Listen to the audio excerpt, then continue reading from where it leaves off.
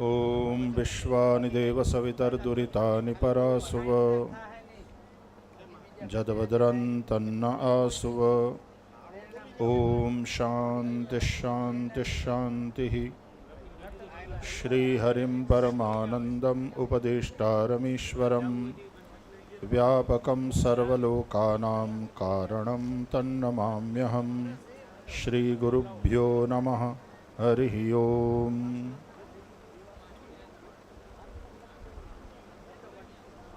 આજે સમાજવાડીના પૂર્ણ થયેલા કેટલાક પ્રકલ્પોના લોકાર્પણ અને જે વિશાળ હોલનું આપ બાંધકામ કરવા જઈ રહ્યા છો એના ખાતમુહૂર્તના અવસર પ્રસંગે આપણા સૌની વચ્ચે જેમની પ્રેરક ઉપસ્થિતિ છે એવા પૂજ્ય બાપુ પરમ શ્રદ્ધેય જોશી બાપા, પરમ શ્રદ્ધેય જયંતિરામ બાપા, બ્રહ્મ સમાજના રાજગુરુ બ્રહ્મ સમાજના સૌ આગેવાનો, અમારા અહીંયાના સૌ ઋષિકુમારો, હવે ઋષિઓ, કારણ કે બધા ગૃહસ્થમાં છે, દરેકને ત્યાં બાળકો છે અને ભગવાનની દયા છે કે સાંદીપનીના ઋષિકુમારો દેશ અને વિદેશમાં જ્યાં છે ત્યાં ખૂબ સારી રીતે વેલ સેટલડ છે. અને મારા જેવો દાદો બીજો કોણ હોય? કારણ કે હવે છોકરાઓના છોકરાઓ છે અને એટલા બધા છોકરાઓનો દાદો છું.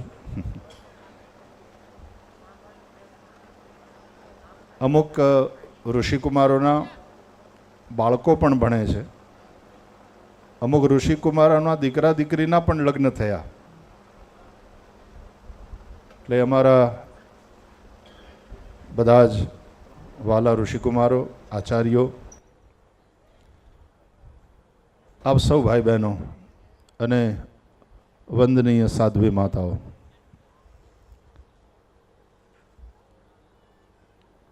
માણસની ચેતનાની જે ભૂમિકા હોય છે ને એ સાવ નીચેના લેવલથી ઉપર ઉઠે. વિકાસ આમ થાય, ઉન્નતિ આમ થાય. વિકાસ હોરિઝોન્ટલ હોય પણ ઉન્નતિ એ વર્ટિકલ હોય છે. અને ધર્મ એને જ કહેવાય યતો અભ્યુદય નિશ્રેયસ સિદ્ધિ સધર્મ. જેનાથી આ લોકમાં તમારો અભ્યુદય થાય અને તમને નિશ્રેયસની, કલ્યાણની પ્રાપ્તિ થાય એનું નામ ધર્મ. ચેતનાનું જે સૌથી નીચેનું સ્તર છે ત્યાં પાયામાં હું હોય છે અને જ્યાં હું હોય ત્યાં મારું, માણસનો જેમ પડછાયો પડે ને એમ હું હોય ત્યાં મારું આવે. પડછાયાની એટલા માટે ઉપમા આપી કે પડછાયો તમે રાતના સૂઈ જાઓ ત્યારે રાતના અંધારામાં ના હોય, અથવા તો રાતના તમે બહાર નીકળો ત્યારે ના હોય, અથવા તો તમે ઘરની અંદર હો ત્યારે ના હોય. ઘરની અંદર હોય, લાઇટ સ્વિચ ઓફ હોય તો ના હોય, નહીં તો પડછાયો હોય. એમ મારું એ તમે સૂઈ જાઓ ને ઘોર નિદ્રામાં હોય ત્યારે ના હોય.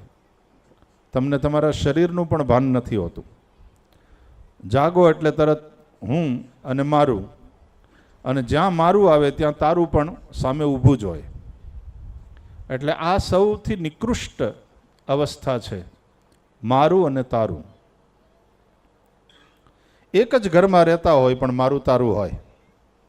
પતિ પત્નીને, સિબલિંગ્સ એટલે કે ભાઈ બહેનોને આપસમાં આ મારું છે, આ તારું છે, મારું તારું હોય. પાડોશીની સાથે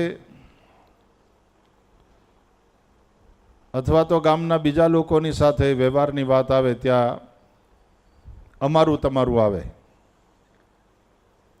આ અમારું છે, આ તમારું છે. આ ચેતનાનું થોડુંક ઉપરના લેવલનું સ્વરૂપ છે. મારું તારું એમાંથી અમારું તમારું, એનાથી ઉપરનું જે લેવલ છે એ સમાજનું, અને એ એટલે આપણું. મારું, અમારું, એનાથી ઉપર ઉઠીને આપણું. આ એ ફ્લોર ઉપર આપણે બેઠા છીએ, એ લેવલ ઉપર બેઠા છીએ, જ્યાં આપણું, આપણી જ્ઞાતિ, આપણું સમાજ ભવન, આપણા સમાજના ઉત્કર્ષ માટે થતી પ્રવૃત્તિ, આપણું, એનાથી હજી ઉપરનું લેવલ છે એ મંદિરના શિખરવાળું, જ્યાં ધજા હોય છે, અને એ ઈશ્વરનું. અને એટલે આ લેવલ આપણાથી તે ઉપર ઉઠેલી વાત કેવલ ઈશ્વરનું, ઈશ્વરમય. આ સંપૂર્ણ સૃષ્ટિ ઈશ્વરની છે અને ઈશ્વરમય છે. મંદિર ગમે તેટલું નીચેથી પોળવું હોય, અને હોવું જોઈએ, એનો પાયો મોટો હોય, મજબૂત હોય, ફાઉન્ડેશન જરા વિશાળ હોય, પણ જેટલામાં મંદિર ફેલાયેલું હોય, શિખર એના કરતાં ઓછામાં પણ ઊંચું હોય, અને શિખરના ઉપર કળશ અને એની ટોચે એ સાવ એકદમ તીક્ષ્ણ. એટલે આપણે ઓમનો જે નાદ કરીએ છીએ ને, એમાં પણ ઓમ, અને એ પરમમાં વિલીન થઈ જાય છે. એ ત્યાં આપણું પણ નથી રહેતું, ઈશ્વરનું. એટલે આ જે ચેતનાના સ્તર છે ઈશ્વરનું, અને એમાં હું પણ વિલીન થઈ જાય. મનુષ્ય એક જ્ઞાની, સમજદાર અને સામાજિક પ્રાણી છે. Main is a social animal એવું કહેવાય. અને એ સમાજની વચ્ચે જ્યારે માણસ રહે ત્યારે ઉત્કર્ષને પણ પામે, ઉન્નતિને પણ પામે, વિકાસ પણ એનો થાય. એટલા માટે મારું, અમારું, એનાથી હજી એક પગથિયું ઉપર ચડો એટલે આપણું. આ આપણું સમાજ ભવન છે, જ્યાં આપણું વાળી ભૂમિકામાં આપણે હોઈશું. અને ત્યાં સંગઠનની આવશ્યકતા, અને એ સંઘે શક્તિ, સંઘે શક્તિ, સંઘે શક્તિ, કલૌ યુગે, એ શક્તિ જ ઉન્નતિ તરફ લઈ જાય, વિકાસ તરફ લઈ જાય. જેમ અહીંયાથી કહેવાયું, હું એની સાથે સંમત છું. રાજગોર બ્રાહ્મણ જ્ઞાતિની પાસે એક ખુમારી છે. જયવીનભાઈએ એક ખુમારીની વાત કરી, અને સાંદીપનીમાં મને એક, બધા છોકરાઓ મારા છે, પછી ગમે તે જ્ઞાતિના, ગમે તે બ્રહ્મ સમાજમાંથી આવ્યા હોય, સાંદીપનીમાં આવ્યા પછી પેલો કોઈ ભેદ રહેતો નથી. પણ ગુણ વૈશિષ્ટ્ય જો જોવું હોય તો મારે સ્વીકારવું રહ્યું કે રાજગોર બ્રહ્મ સમાજના જે બાળકો આવે છે એમાં જે સેવાની વૃત્તિ છે, એટલા માટે કહું છું કે સાંદીપનીમાં અમે કહીએ કે જ્ઞાનાર્થ પ્રવેશ અને સેવાર્થ પ્રસ્થાન, ત્યારે એ જે સેવાની ભાવના છે એ જરા વિશેષ રૂપે છે. અમારા આચાર્યજી, અમારા ભરતભાઈ શીલુ, આ બધા વ્યાકરણાચાર્યો ગુજરાત લેવલના વ્યાકરણાચાર્યો છે. સાંદીપનીમાં જ ભણીને અત્યારે સાંદીપનીમાં ભણાવે છે, છાત્રોને તૈયાર કરે છે. ચિરંજીવીભાઈ રમેશ મહેતાને તમે વારંવાર યાદ કર્યો. એ જેમ કહ્યું એમ ફર્સ્ટ બેચના વિદ્યાર્થી, એમાંય પહેલો, અને મેં જેને વિદેશ મોકલ્યા એમાં એ સૌથી પહેલો. શરૂઆત રમેશ મહેતાથી થઈ, અને અત્યારે ભગવાનની દયાથી ખૂબ સુખી છે. અને સુખી તો છે, એ તો રાજીપો થાય, પણ પાછો હવે વહેંચતો થયો છે ને આપતો થયો છે, એનો વિશેષ આનંદ છે. સમાજના ઉત્કર્ષના કાર્યમાં આવા ઋષિકુમારો પણ પોતપોતાની રીતે પોતાનું પ્રદાન કરતા રહે છે. અને જયવીનભાઈએ જેમ અહીંયાથી કહ્યું એમ કે કોઈ પણ વસ્તુમાં શેઠ વડાળાના આ રાજગોર બ્રહ્મ સમાજનું વિશિષ્ટ પ્રદાન રહ્યું છે અને સૌથી પહેલું રહ્યું છે. અને એ ઉત્સાહને મને કહેવા દો, નહીં તો બ્રાહ્મણ સમાજમાં લગભગ ઘણીવાર કાંઈ બનાવવું હોય તો બીજાની પાસે જવાની આપણી વૃત્તિ પ્રવૃત્તિ, પણ અહીંયા શરૂઆત તમે તમારા ગામથી જ કરી. અને 45 લાખ રૂપિયા જેવી રકમ જો અહીંયાથી જ ઊભી થઈ જતી હોય, જેમ બિપિનભાઈએ જણાવ્યું એમ, તો નિશ્ચિતપણે આ જે પ્રોજેક્ટ છે એ બહુ નજીકના ભવિષ્યમાં ખૂબ સારી રીતે સાકાર થશે, એમાં કોઈ શંકા નથી. પૂજ્ય બાપુ જેવા મહાપુરુષોના આશીર્વાદ, પૂજ્ય નીલકંઠ ચરણ સ્વામી ખૂબ હેત રાખે છે અને સ્વાભાવિકપણે એમનો પણ સહયોગ અને એમના પણ આશીર્વાદ સાથે હોય જ. આજે આપણી વચ્ચે નથી, પણ છતાં આપણી વચ્ચે છે. એટલા બધા સંતો ખુમારીની સાથે સાથે આધ્યાત્મિકતા પણ આ સમાજની પાસે ખૂબ છે. એટલે એટલા બધા સંતો, પૂજ્ય હરિરામ બાપાને યાદ કરવા જ પડે આપણે. અહીંયા સંતો બિરાજે છે, જેમનું સ્મરણ કર્યું એ બધા સંતો. આ બધા જ સંતોને એટલા દિવ્ય વિભૂતિઓ સમાજમાંથી પ્રગટ થયા છે. એટલે એ આધ્યાત્મિકતા પણ રાજગોર બ્રહ્મ સમાજની પાસે છે. ભગવાન શ્રી હરિને પ્રાર્થના કરું છું કે આ ખુમારી, આ ખમીર, આ તેજસ્વિતા, આ સંગઠન, આ ઉત્સાહ અને આ આપણાપણું, અને એમાં હું તો મારી રીતે જે કંઈ ભગવાન કામ કરાવે છે કરું છું, પણ મને તમે આપણામાં ગણ્યો અને આજે અહીંયા બોલાવ્યો.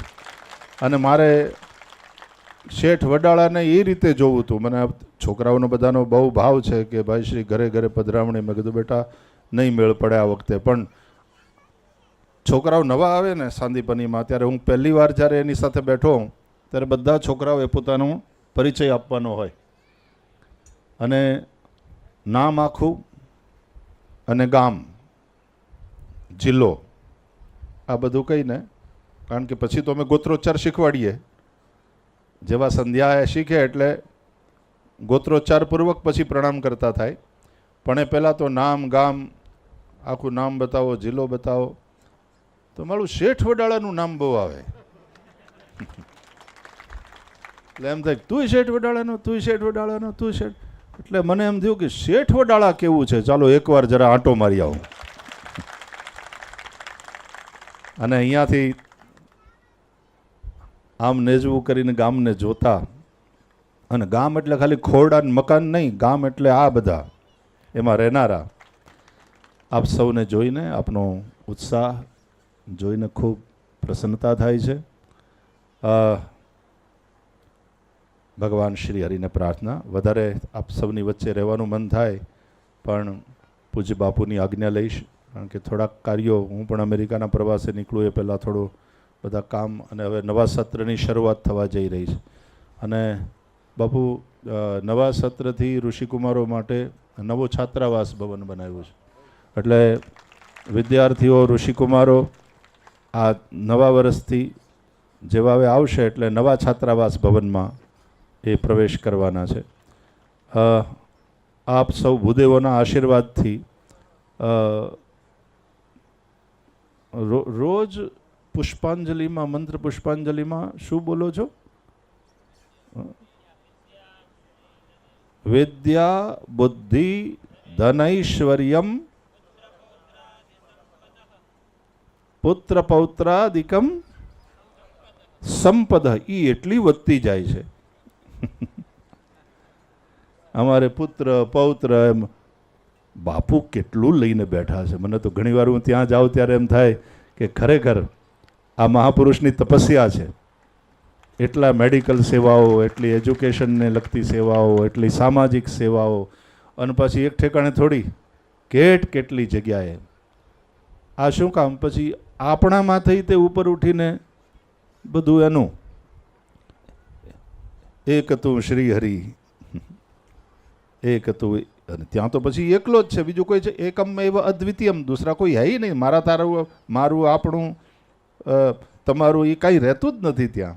અને પછી જે કરે છે એ કરે છે. મને બાપુની એ વાત બહુ ગમે. બાપુ કહે કે હું ગાડી લઈને વયો જાઉં, પછી નદીના વેકરામ ખુરશી નાખીને એકલો એકલો બેઠો ને કુદરતની હારે વાતો કરું. કોઈ ચિંતા ય નહીં, કેવલ ચિંતન. તો કેટલું મોટું કામ થાય છે. એમ અમારે પુત્ર પૌત્રાદિ સંપદા, આમ કાંઈ નહીં ને આમ કેટલું બધું મોટું કુટુંબ. અને એ ધન, ઐશ્વર્ય, પુત્ર પૌત્રાદિ સંપદા બધું જ પ્રભુ કૃપાથી વધતું જાય છે. એનું કારણ પ્રભુની ઈચ્છા. કેવળ એક સાધન બનીને, શ્યામ તારી બંસીને બનીને બનવું છે, બજવું છે જગ મારે. હરિભાઈ કોઠારી. શ્યામ તારી બંસી બની બજવું છે જગ મારે, સૂર ક્યારે કેવા કાઢવા ઈ જોવાનું તારે. એમ ચાલતું રહે છે. બાપુ આ વખતે મેટોડાવાળી પણ પાઠશાળા પાછી શરૂ થાય, એટલે એનો પ્રારંભ થઈ રહ્યો છે આ નવા સત્રથી. ત્યાંય થાય છે એ જ ને. આ પુત્ર પૌત્રાદિ સંપદ અમારે વધતી જ જાય છે. અને ભગવાન એ કામ, કારણ કે ભગવાનની ઈચ્છા છે, એ કરાવતા જાય છે. અમે તો આમ દ્રષ્ટા બનીને, સાક્ષી બનીને જોતા રહીએ છીએ અને ભગવાનની લીલા એને પ્રણામ કરીએ છીએ. પણ શેઠ વડાળા આવીને આનંદ થયો. ક્યારેક છોકરાઓ પાછા ભગવાન લાવશે ત્યારે નિરાતે આવીશ, ત્યારે આપણે ઘરે ઘરે જઈને બેસશું. પણ પ્રસન્નતા ફરીથી બાપુની અનુમતિ લઈ અને હું જરા વચ્ચેથી પ્રસ્થાન કરી રહ્યો છું. પણ આપ સૌને માટે ખૂબ ખૂબ શુભકામના. સૌને જય શ્રી કૃષ્ણ.